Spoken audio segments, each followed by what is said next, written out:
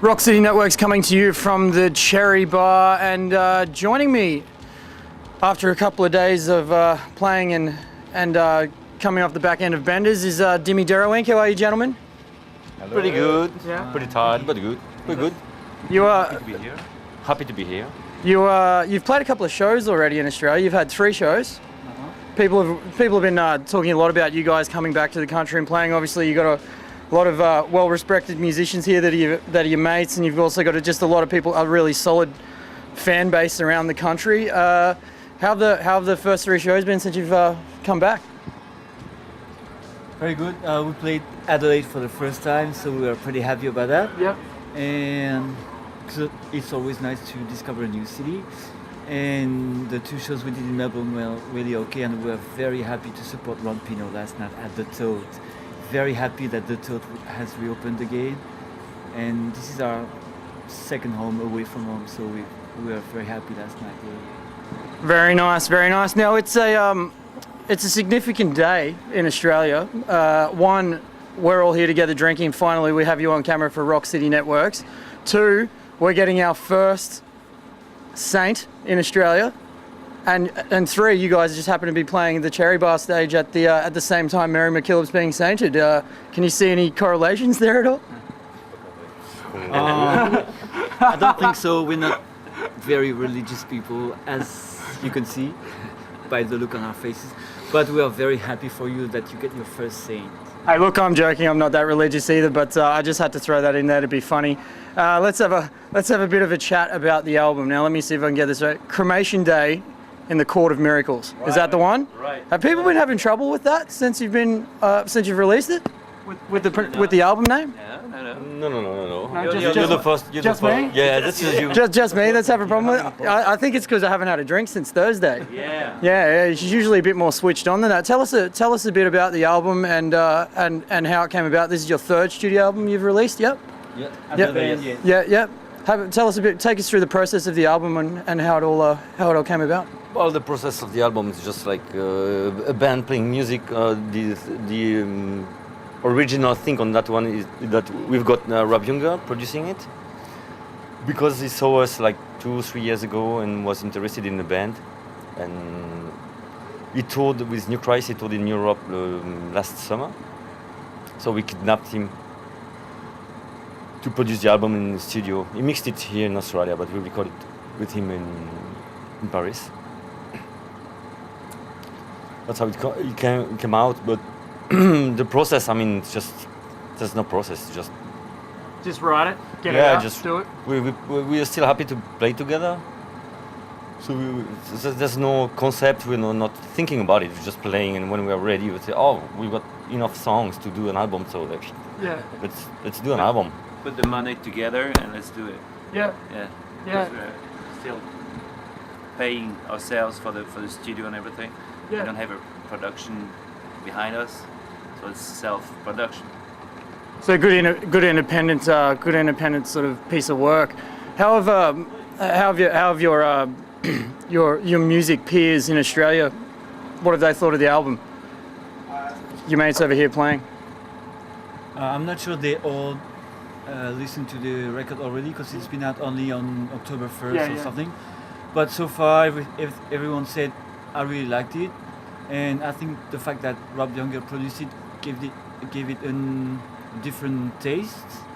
So it's more, not pop, but you know how Rob Younger is interested in melody and beat. And so he put the accent on that on the recording too. So it might be, I don't know, more pop than the previous one. Yeah. And so it got us into new territory. So maybe, hopefully, it will take the interest of people. That's fair enough. Now, interesting. You say new territories with the album. I've noticed that you're going to a lot of smaller venues, as well as larger venues on this tour, which is generally European bands don't do that. They sort of hit the bigger venues and sort of ignore the regional stuff or smaller venues inside bigger cities. Why did you decide to take on a few more dates in smaller venues on this tour? Just we want to play as much as possible, because the airfare is so expensive first. Also because we love playing. Yeah. It was the most we can get, it's not a decision. I mean, we're trying to book as many gigs as possible. We don't care about the size of the venue. But it's really not an issue. It's And just actually- like we just want to play. We love small venues. Yeah. I mean, personally, I do. I like playing small bars more than on big stages, to be honest. You never had the choice to. Yeah. Yeah, that's true. but it's what Dimi says. We took every show we could because we're here to play, and the more shows we get, the happier we are. Yeah. Now, when you finish these dates, are you heading home, or are you going somewhere else before you get back to France? The two of them are going back, and Vince and I we're gonna do another tour with an Australian singer called Penny Eichinger. I'm on drums with her, and he's on bass, like with this band. And we've got like four or five shows. Then he's back to France, and I've got another tour with another band in Czech Republic. Yeah. Well, that's busy. And what are you two guys doing when you when you get back home? Yeah, you going on another tour, or you're just gonna take it easy? I'm gonna take care of my baby.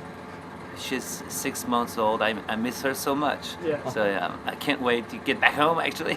That's fair enough. The shows, I guess that's a bit of sort of a bittersweet thing, isn't it? A lot of artists that have kids and they have to go on the road. It's kind of great to be on the road, but also great to get home. So it's sort of pulling and pushing at the same time. That's But good. we all have day jobs. Yeah. So Yeah, once the tours are over, back to work. He's flying, I think, on Sunday. Yeah. Back to work on Tuesday in Paris. All right, let's not talk about day work. That's I'm back to work tomorrow. I don't want to even talk about it anyway. Gentlemen, it's been fantastic talking to you, and finally we get to meet. We've heard so much about you through Mark Steiner and various other people that have come through and played their musical wares in Melbourne. So it's been a great pleasure to meet you. The album sounds great. Love it, and hopefully more people in Australia will pick it up through your extensive touring, which I think is a great thing to do as well, especially coming from you, because like I said before, it's a rarity you see bands go to smaller venues like that, and I think it's a really good thing you guys are doing. So good luck for the rest of the tour. Thank you. And if you want any more information on these gentlemen, make sure you get down and see a show. You can go to allthews.myspace.com/Dimi Dero, and you can also go to dimideroinc.com for all dates and information on the tour. Get out there if you can go and see the boys, and buy them a beer if you see them in the bar. All right? Yeah. Make sure you do that, because they might need it. Hair of the dog. Day 6 by the time you probably see this. All right, guys. Well, thank you very much for joining me. Looking forward to seeing the show tonight here at Cherry Bar, and we'll talk to you again very, very soon. Have a safe trip home, respectively, and have safe tours, yeah? It's Dimi Dero Inc. here from Cherry Bar for Rock City Networks. We'll talk to you soon.